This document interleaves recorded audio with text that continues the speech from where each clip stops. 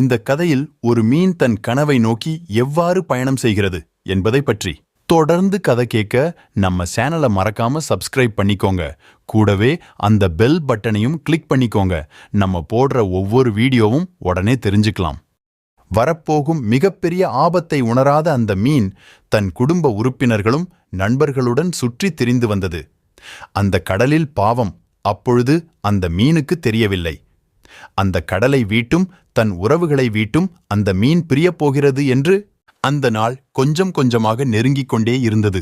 அப்பொழுதுதான் கடலில் தன் குடும்பத்துடன் மிக ஒத்துமையாகவும் சந்தோஷமாகவும் வாழ்ந்து கொண்டிருந்த மீன் தன் சிறிய கவனக்குறைவால் தன் நண்பர்களுடன் சேர்ந்து விளையாண்டு கொண்டிருக்கும் பொழுது கடல் மேலே செல்ல முடிவு செய்தது.